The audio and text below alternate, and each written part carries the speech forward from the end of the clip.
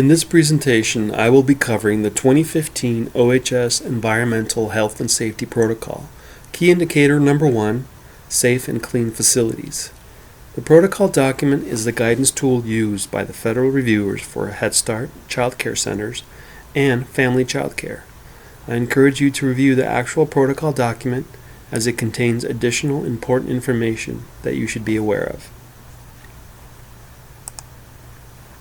The following sections that appear under the Environmental Health and Safety Key Indicator number 1 are licensing and postings, inspections, air quality and toxins, cleanliness and sanitation, age appropriateness and accessibility, facility maintenance and repair, safety hazards, emergency prevention and preparedness, life safety code and occupancy requirements, fire inspections, and items which are unique to family child care. Begin with licensing and postings. We'll start with the most important posting in your center, the child care license. Is the license current and posted in a prominent location? You will want to be aware not to exceed the maximum license capacity, and also be aware of any waivers or special conditions that may need to be followed. Two other important documents that should be maintained in the center. One is the Emergency Disaster Plan, and the other is a Designation of Facility Responsibility form. Are staff assignments and responsibilities current and accurate on both of these forms?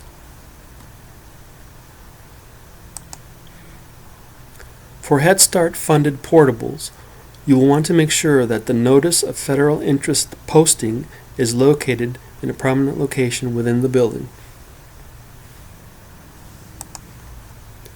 Inspections. Reviewers are instructed to review the most current inspection reports and determine how staff addresses issues identified in the reports. They will also inquire as to how often inspections are being performed.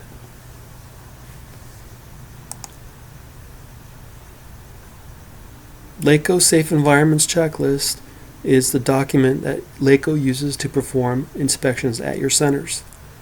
Have all the required corrections been cleared within the allotted time frame? And if required corrections are extensive or need additional funding, is there a plan in place to address the correction at a later date?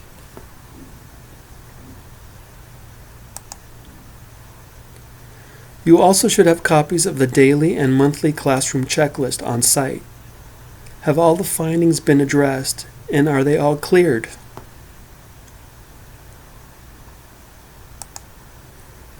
Air quality and toxins. Are there any potential pollutants in the interior spaces, such as mold, lead, pests, asbestos, herbicides, or other pollutants? Here in this slide we see mold growth in a restroom wall due to a leaking water pipe. Are there any pollutants on the exterior spaces? Similarly, at the exterior of another center, we have mold growth and algae from an air conditioner unit dripping condensation onto a play area.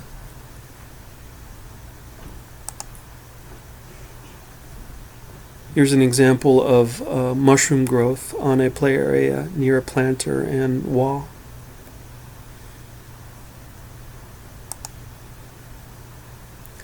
Is fresh air available in rooms occupied by children? Is fresh air always provided by either a running air conditioning system or by an open window?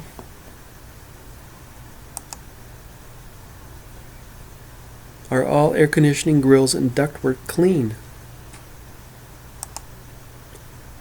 Is the air conditioning filter clean and properly installed? And is the filter being replaced on a recurring schedule? Are chemicals for controlling pests used while children are present? Are you using a licensed pest control contractor that follows an integrated pest management plan based on the requirements of the Healthy Schools Act?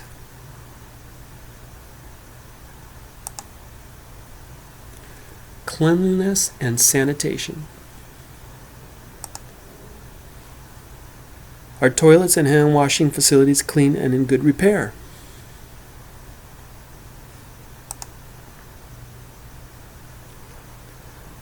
Are toilets and partitions clean and in good condition?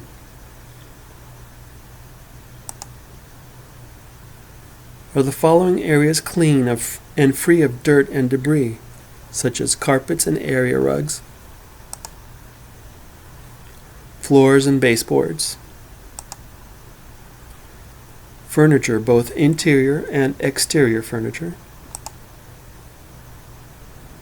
Are toys and equipment clean and sanitized regularly? Are children's materials clean and in good repair and stored neatly? Are counters and shelves clean and in good condition and free of adhesive residue? Are sinks clean and in good repair? Is the caulking and grout clean, stain-free, and is it neatly applied?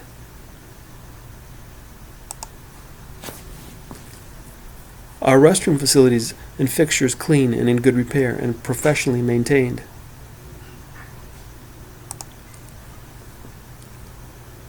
Are the restroom facilities being cleaned daily? Here's an example of a first aid kit located in a restroom, and obviously this one is not being cleaned on a daily basis.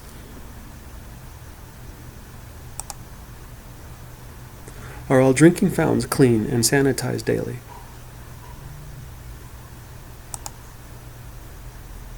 Are kitchen areas clean and in good repair?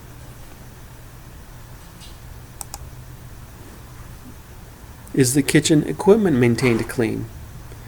Here we see a slide of a water heater located within an open area of a kitchen. Obviously this is not being cleaned on a regular basis. Again, here we see the top of a holding oven that has a thick layer of dust and soot.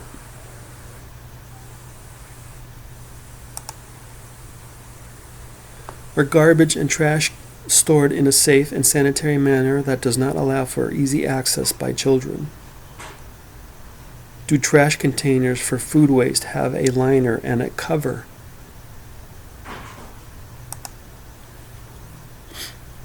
Is there evidence of pests? Are all kitchen areas cleaned regularly?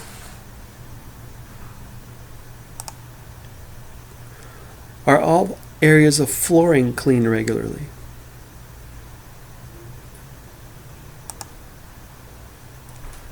Are glue traps and other pest baits or traps inaccessible to students?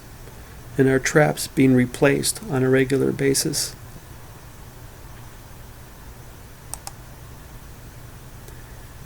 Is pest control bait gel being cleaned from surfaces prior to new application of gel?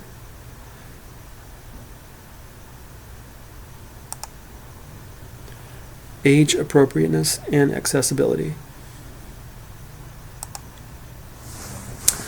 Are toilets and hand washing facilities clean, adequate in number, and easily accessible by children? Are provisions made to ensure the safety, comfort, and participation of children with disabilities? And is there an ADA compliant restroom? If a restroom is not ADA accessible, is there a plan in place in order to provide accommodation if needed?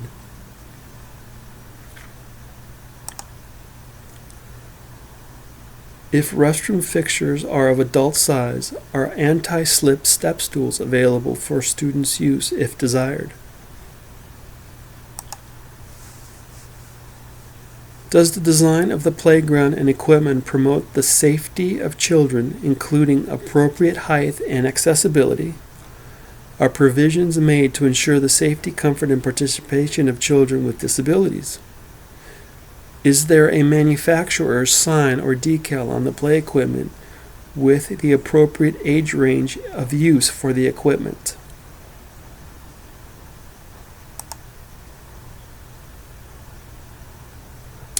Does the classroom provide at least 35 square feet of usable indoor space per child? This is excluding of bathrooms, halls, kitchen, staff rooms, and storage spaces. And if furniture is torn down on a weekly basis for shared use of the space, Does the staff know how to properly set up the room again to provide the required square footage needed?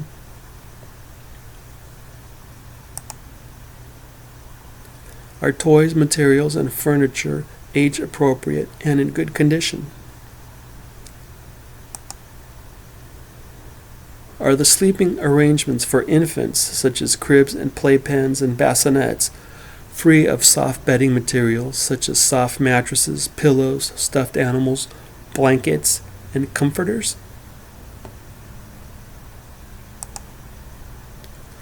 Facilities maintenance and repair.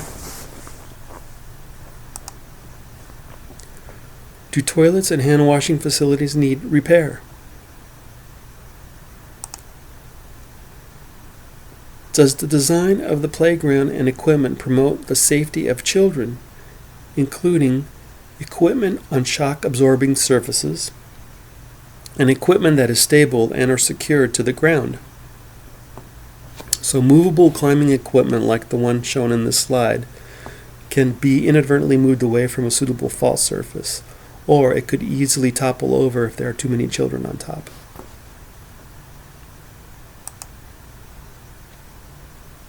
Are windows and glass doors constructed, secured, and adjusted to prevent children's injury and escape?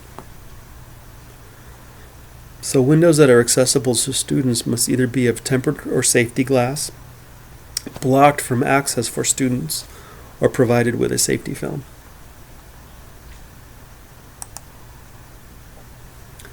Tempered or safety glass will have a watermark on one of the corners of the window pane.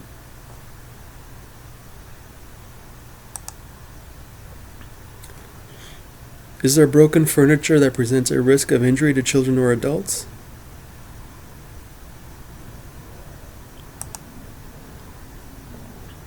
Is lighting bright enough so children and adults can clearly see activities, materials, and pathways? Are the types of fixtures and lamps used appropriate for the setting? Are protective light covers and diffusers provided to protect bulbs and light tubes in case of breakage? And in restrooms, are exhaust fans operational?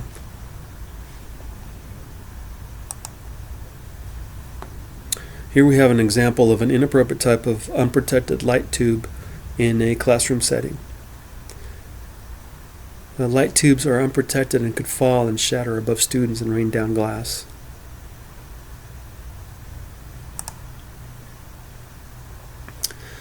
Is the drinking water made accessible to students both for indoor and outdoor spaces? Here in this slide we have an example of a classroom drinking fountain that was blocked with tape because a staff member felt that tap water was unsafe to drink.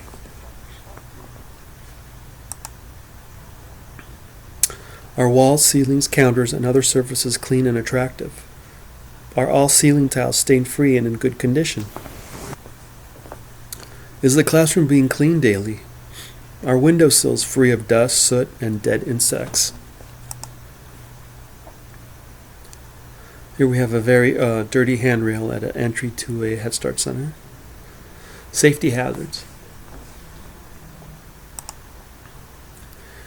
Is the center free of any hazards that may cause harm to children, families, or staff?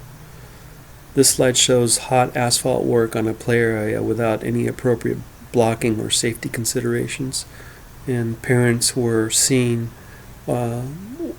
entering through the center, through the main gate, while the work was going on here.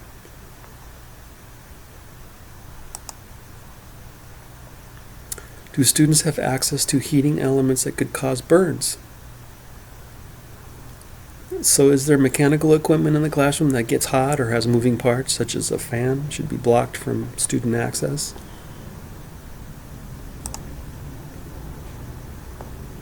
Does the design of the playground and equipment promote the safety of the children?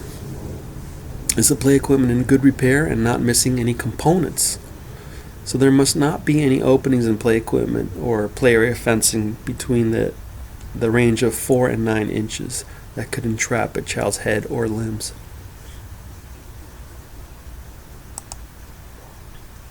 Is the play equipment absent of any sharp edges, rust, choking hazards, or strangulation? Garbage and hazardous material, for example, like glass needles or animal feces? Are there any components missing from play equipment that could cause injury?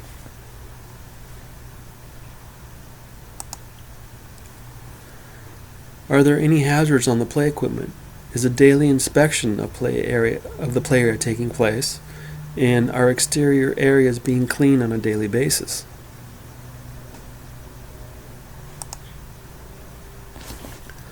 Are toxic substances inaccessible to children? Are all potential poisons and chemicals stored in locked cabinets or areas that are inaccessible to students? So here we have an example of chemicals that are stored in an unlocked cabinet, accessible to students. There's general poor housekeeping going on. There's a tripping hazard on the floor directly in the front of the cabinet area. And there's use of an electrical extension cord as permanent wiring, which is unallowable.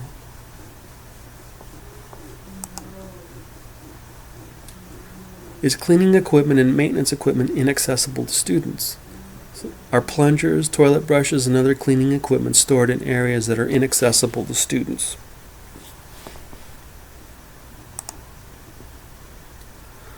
Are toxic substances inaccessible to children?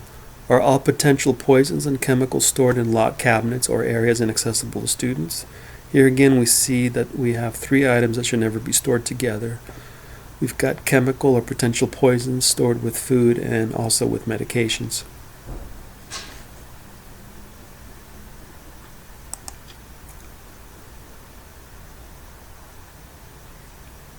Are toxic substances stored properly and clearly labeled? Are all secondary containers, such as the spray bottle, clearly labeled?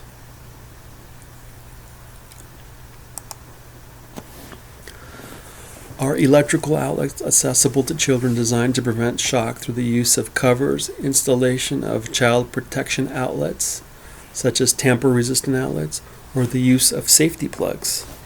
And are all wall outlets protected? And are the cover plates provided in good condition?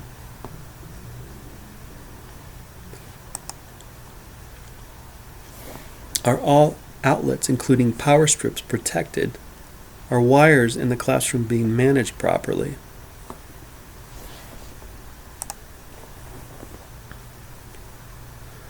Are children safe from potential hazards posed by appliances like stoves, refrigerators, or microwaves, such as appliances with frayed wires, hot stoves, or refrigerator coils? Are there any potential or unsafe conditions in the center? Here we have an example of an unsafe use of an extension cord near a water source, which is the classroom sink, an unsecured refrigerator on a classroom counter, and also a security gate that opens inward instead of in the direction of egress.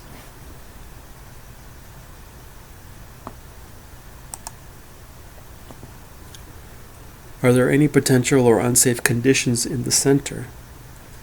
This slide shows a heavy, unsecured television perched on a VCR over a student reading area.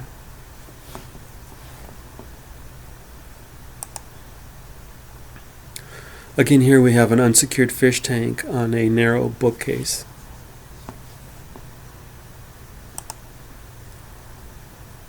And here we have a heavy unsecured aquarium over a sleeping student. And water weighs approximately 8.3 pounds per gallon. So a 5-gallon fish tank or a standard Arrowhead drinking water bottle weighs approximately 41.5 pounds.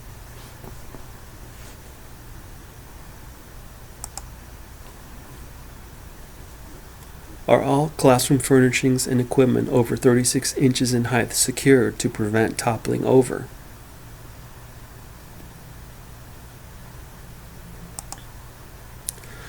Emergency prevention and preparedness.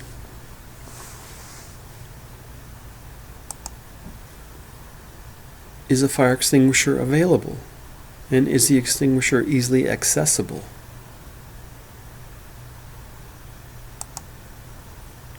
Is there evidence of a service date on the fire extinguisher showing that it has been updated at least annually?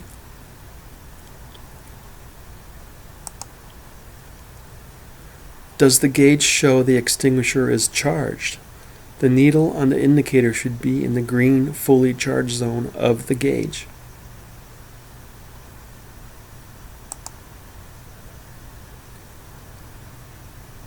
Is the fire extinguisher mounted in a safe location?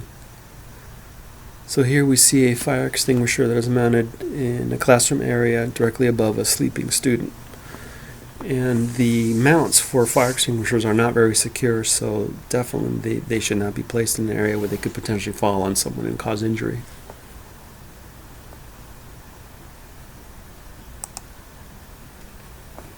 Is there a smoke detector in each classroom and sleeping area? And is there a carbon monoxide detector located somewhere in the classroom?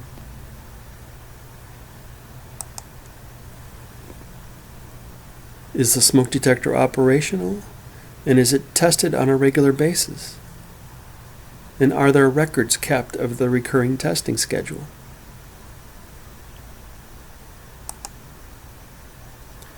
Is the smoke detector installed per the manufacturer's specifications, which is normally on a ceiling or 6 to 8 inches from the top of the ceiling if wall mounted?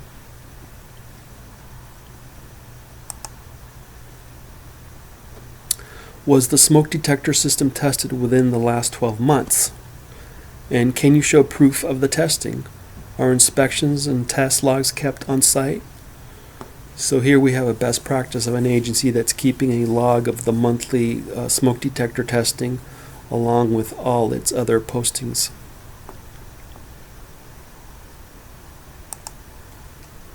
Is emergency lighting available that allows children and adults to clearly see pathways in case of a power failure? Is the emergency lighting tested monthly, and is it operational? And are monthly logs of testing being kept on site? If flashlights are used as your emergency lighting, they should be mounted near the main classroom exit door. And are flashlights also being tested regularly and batteries replaced?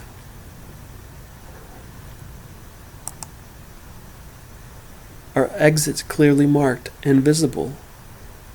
Are all egress pathways clear and unobstructed?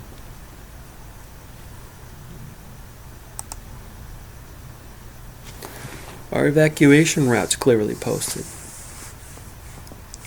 So your evacuation diagrams must show exits from each of the classrooms, location of fire extinguishers, location of fire alarm poles if provided, a fire alarm panel if provided. You must have a primary and a secondary path to the designated meeting area. Show the designated meeting area on the plan itself, and also indicate a "you are here" indicator on the postings as you post the diagrams throughout the center.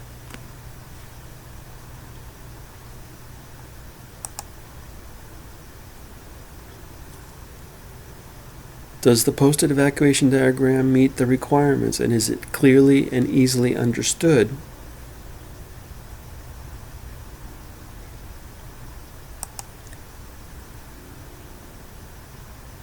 So again, the evacuation diagram needs to be posted near each classroom exit door and at common area exits, approximately 4 feet from the floor base.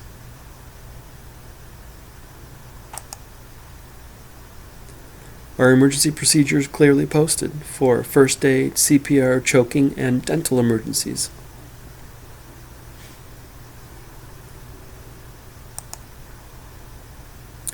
Is someone checking to ensure that all medication forms are legible and completely filled out?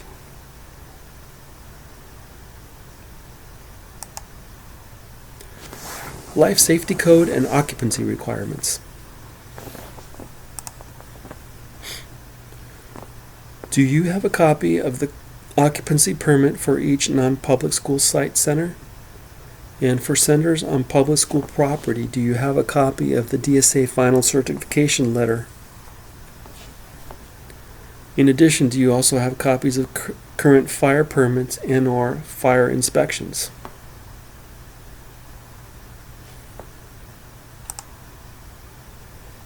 Are maximum occupancy load signs posted for assembly spaces?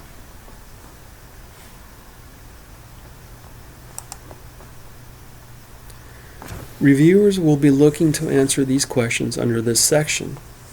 Does the center have an occupancy load of more than 50 persons? Does the center have an occupancy load of more than 100 persons?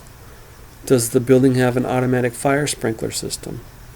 Do children or staff occupy the basement level of the building? Is there a fire alarm system?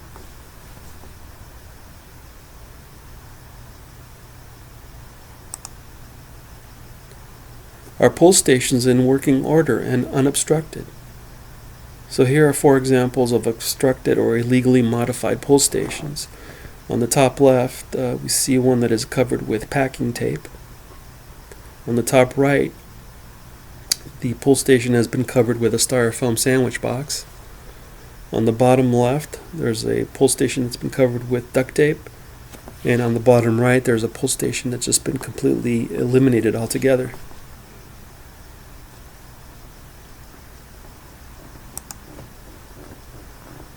Is the fire alarm system armed and not showing any trouble codes? Was the fire alarm system tested within the last 12 months? Is it being serviced regularly? Do you have copies of the yearly testing and certification on site?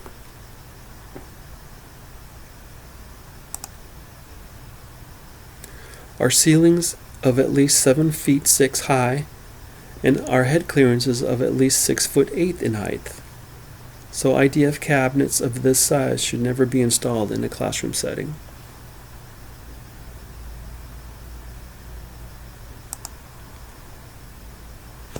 Is every exit door equipped with panic hardware as required by code? That is, if the occupancy load is over 50, you are required to have panic hardware on the doors. And are the pathways to all the doors clear and unobstructed?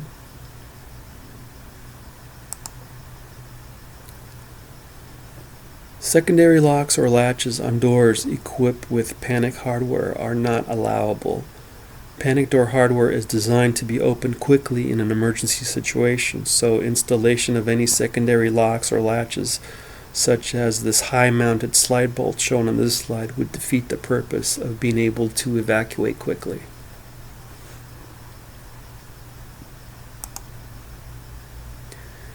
Here we have another example of a secondary lock installed on a classroom exit door. So the question is, would a substitute teacher unfamiliar with this center or with this lock be able to open the door quickly in an emergency evacuation situation?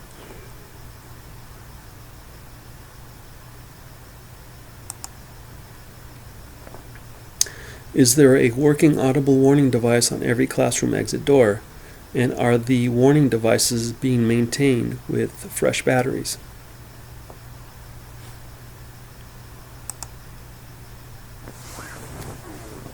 Again, exit gates that lead to designated evacuation paths cannot be locked during times of occupancy.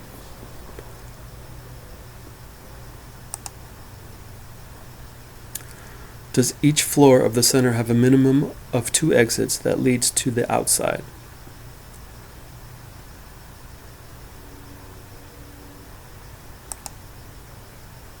Are illuminated exit signs in working order, and are they being tested regularly?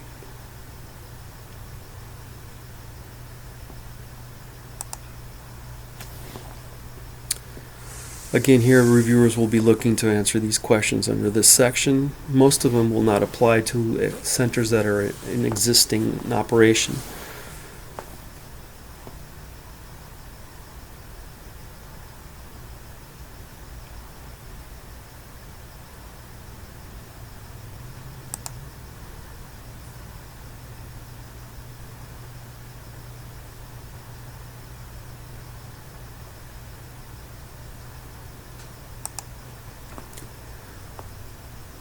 Does the provider ensure the safety of children at all times when pets are present? So students should never have unsupervised direct access to pets or animals. And also, there should be policies and procedures in place for classroom pets. Certain types of pets should not be handled by students for health concerns.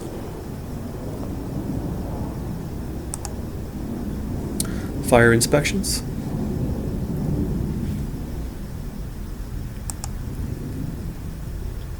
how often are fire prevention inspections being conducted?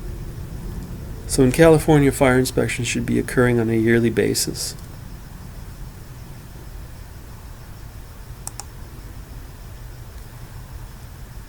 Do you have a copy of the most recent fire inspection?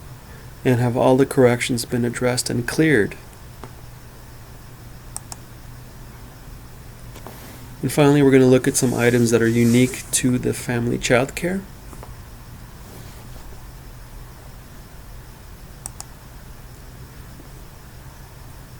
Carbon monoxide detectors are installed and functioning properly. Radon detectors are installed if home has a basement or if the local health official recommends the radon detectors. Firearms and other weapons secured in areas not occupied by children. Alcohol and drugs are not consumed or available while children are present. Alcohol and drugs are inaccessible to children at all times. And current health certificates for pets documenting up-to-date immunizations and pets free from conditions that may pose a health threat.